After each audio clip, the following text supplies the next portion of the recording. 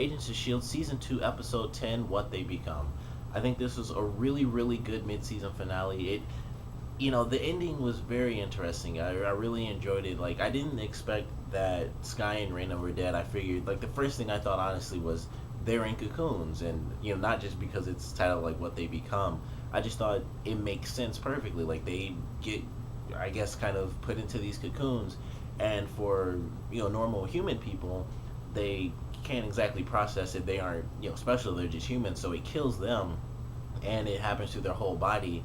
And with people who are special, it changes them and they go through the metamorphosis. And we really got to see that with Raina for like a split second. They kind of teased it a little more than anything. But she has like little spikes and stuff under her eyes. She physically transformed a lot like the guy who is in that very last scene where basically the top half of his face just went smooth. So she had the serious physical transformation, as where Skye developed some sort of power that doesn't exactly show itself. So she has some new ability that we won't get to see until things start up again. But it really sucked that we lost Trip in this, and that was like the most depressing thing. Like I thought honestly he's gonna destroy this thing. It'll be too late, and it'll kind of end right there. Like it'll end in suspense. Like they're both in stone, and he's kind of just trapped in this room to kind of see like, man, I couldn't save her in time, and I thought that's where it would end. And he looked down and he was hit with it. I was really hoping like because it's this really unique circumstance, even with him not being special, I was really hoping, like, even though he's been hit with it and it's, going throughout his body, I was so optimistic that he would just kind of turn like Skye would and he would just be encased, just like Skye and Raina, and that would be it. But unfortunately, he did kind of wither away, so we sadly lost Trip in this episode. Fortunately, we didn't lose Mac as well. He ends up being okay. He was just kind of turned by the alien energy, and basically once everything went down, he was fine. But it really sucked that we lost Trip. I like Trip. I kind of wish we had more of him. We got kind of his story more in the first season than we did in this season, because he was kind of introduced, and his thing was that he used to work with Ward, and they were both under the guy Ward was under. I can't think of his name right now, but they both used to work together and stuff. So we got his thing. And I kind of thought they were going to carry out the stuff with kind of him and Simmons, because they kind of had this sort of, it wasn't exactly flirting, but it was just like, you could kind of see that they liked each other a little bit. And I thought they were going to carry that out for a long time. I didn't think they would, we'd end up losing this character. So it really sucked to see him go. And I always liked this character. He was one of the funny characters. We have a ton of comedy in this show. But he was one of the people, he kind of keeps everything lighthearted, even when they're in like the worst circumstances. He's the guy who keeps it lighthearted on purpose. It's not like he says something that's funny by accident. Like maybe that's something Fitz would do, at least more so in season 1 than now. But that's kind of something he would have done, and it would have been kind of awkward for him, and he would have tried to work his way to an apology through that. But with Trip, it was just like he just makes a joke, or he's just really lighthearted and stuff. So it really sucked that we lost him in this. I really liked this character. I thought they could easily just keep him on the team and it would be fine. So it sucks we lost a member of the team in this episode, and we're gonna definitely see the ramifications of that and how it affects everyone, especially Skye, because she was the last person to really see him alive. So of course we'll really get to see how it affects the rest of the team, that they lost someone that they didn't even expect to lose. Because the big thing of the episode that they mentioned multiple times is like, we don't really know what's happened to Mac. We don't know if he is dead or if he's alive. And if he is alive, for the most part, everyone was kind of like, it's not really going to be Mac, and we'd have to kind of put him down anyway, because it would kind of be doing him a favor. And then by the end of the episode, it's a complete surprise that we lose Trip instead of Mac himself. So it'll be definitely interesting to see how that plays out with the team when the rest of the season takes place. But that was a really great ending. I really enjoyed it. Very suspenseful as far as them showing another obelisk, and basically we know that there are like 2 other people for sure, because the guy on screen calls someone else. But there's like a whole group of people. Who knows how many of the obelisks are out there, the diviners, if you will.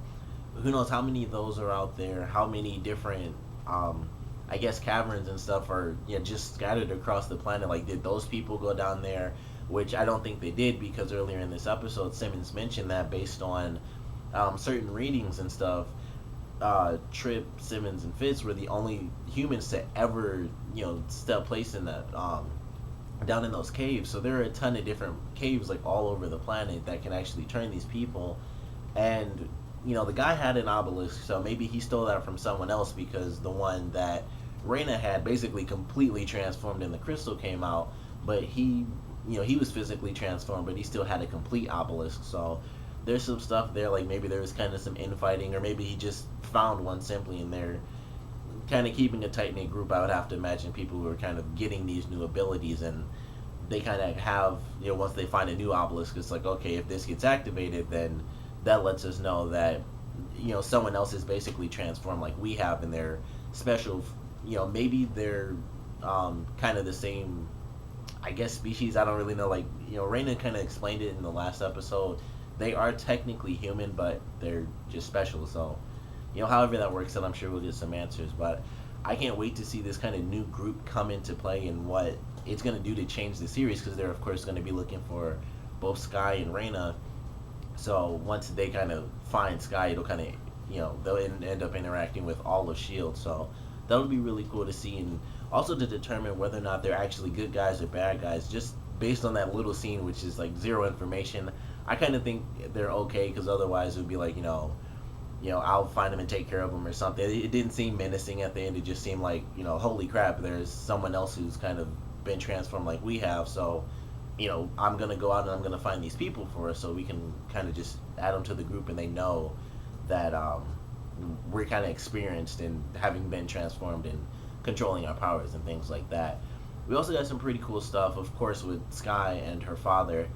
And I thought that was a really great moment when they were together. I thought it was really good because we had the moment where she finally got to see him, and of course the whole season was just like, you're a monster, you like rip people apart and all this stuff.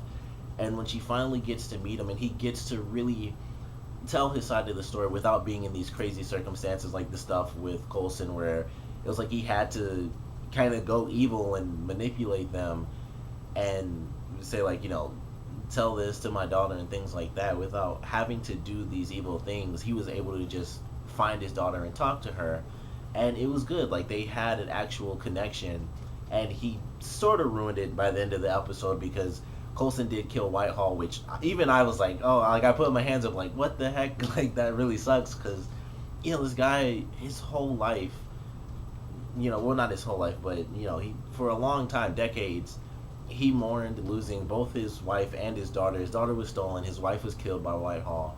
He finally had everything he wanted. Like, he was able to find his daughter. He explained everything in a nice, controlled, not crazy environment, and she was able to really understand everything about him, and that even though he, of course, went crazy, it wasn't because he wanted to or anything like that. It was because he went through this really tragic experience, not only losing his wife, and then, right after that, he loses his daughter. And so, yeah, he kind of lost it after that. He lost, like, the two most important people in his life. And so he had this moment of clarity where he could just tell her things, and everything, for the most part, like, it wasn't exactly perfect. Like, she still had the issues where he'd done what he'd done, but she understood him better. And it was like, like, even he even said, like, best day ever. Like, I got to meet my daughter, tell her everything, just the facts, tell her straight. And now I get to finally go kill this guy that I've been looking for a long freaking time, because he took my wife from me, and because of that I ended up losing my daughter as well.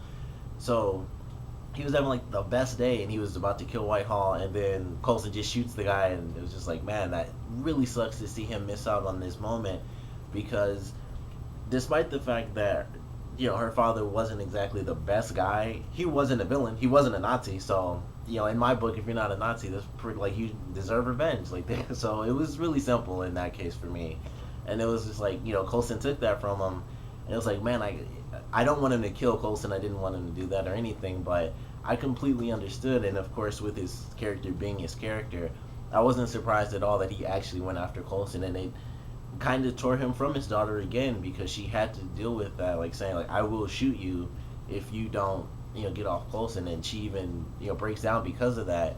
So it was like a really interesting roller coaster with the two of them, and I love the moment when they were able to just talk things out and kind of clear things up. And then it was like he got a bum deal again, like this one guy he's been after for a long time, he just wasn't able to get him, and he just dies like right in front of him. Coulson just shoots him, and it's like boom, right in the heart, and he's done, and there's no he might get revived or any of that crap. He's done, and there is no revenge. It's just he killed your wife, and you lost your daughter, and you've been searching for him for decades, and you just never got to take him out. So that was really interesting, and I don't know how that's going to affect things with this character, because it might, well, most likely it'll drive him to go after Coulson even more so, and that'll kind of tear Skye away from him once again, because she'll be going after the one father figure she really has had for the past, well, 2 seasons. I won't say years. It's only been like probably a year for the entire series.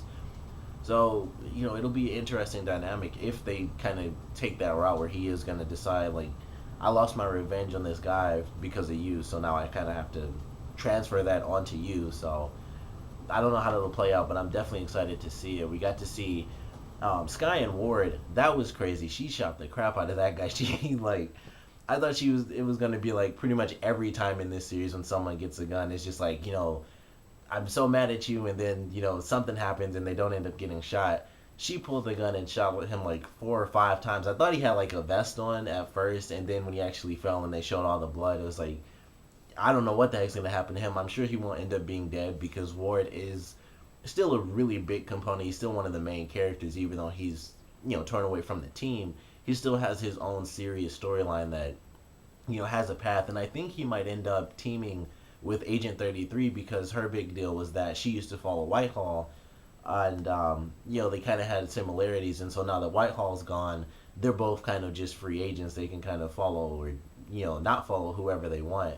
So I think he'll take her under his wing, and they'll kind of be like an evil duo that teams up and does all sorts of crazy stuff, and she'll just end up devoted to him, at least for a time. I don't know if how that'll end up playing out, but I think that's how that's actually going to work, just because they had this little moment just to sort of signify, like, we have this minor bond, but we can kind of advance that and evolve it into something much more spectacular, television wise. So it'll be cool to see if that does end up happening, because Ward's kind of an enigma at this point. Like, even with him still being in love with Skye and doing all this crazy stuff for her, it's kind of like we don't really know what to expect from him. It's like he's gonna do stuff to help her, but other than that, he'll still just like murder a bunch of people. He'll still like break out of prison and kill his brother and kill his parents and set their house on fire.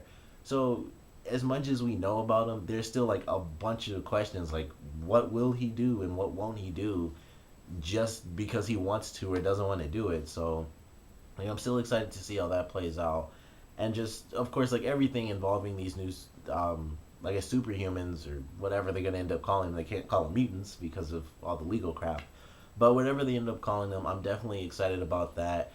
It sucks that we lost Trip, of course. I'm glad to see Max survive, so we'll at least have we'll still have him to come back to, and we don't have to mourn him, but we still end up losing a character, so that really sucked. But I love this mid-season finale. I thought it was really good. It's a great step up for the show, because I think it's kind of similar to the second half of the last season, where things really picked up once the Hydra stuff came in, and it's been in since the last season. So this entire season, I think, has been really well done. We've had Ward kind of being his own little faction by himself, which, like I said, he might end up with a partner, so there might be two people kind of just murdering for whatever random reason. We still have Hydra involved, of course. With Whitehall gone, they might kind of downplay Hydra a little bit. They can't just completely get rid of him because it's Hydra, of course. But they won't be nearly as big of a deal because the main villain, he's gone. So I think Skye's father might actually end up taking his place as like the big villain. And then as far as the group goes, instead of it being Hydra as the main group, it'll be these new superhumans who will be like the main group focus that we get for the rest of this season. So I'm really excited for where it left off. All I can think about, honestly, as much as I'm really excited, it always hits me the most when we lose characters, especially when I really like the character. So it's like that's what's really in the forefront of my mind. So that's gonna like keep going back to it. But I love the mid-season finale. Of course, comment below. Let me know what you guys thought about it. Your favorite parts, your least favorite parts, and what do you guys think is gonna happen with these new superhumans? Like, are they gonna be good guys? Are they gonna be bad guys? Do you think they might just be neutral, and some people maybe might team up with S.H.I.E.L.D. Some people might decide to work with Hydra simply because just because you got superpowers doesn't mean you're a good person. So we could have some villains and some heroes in there. But what do you guys think about this sort of new group that we're gonna be getting in the rest of this season? Because I know I'm excited for them, but I want to know what you guys think. So, like I said, comment below, let me know, and thanks for watching.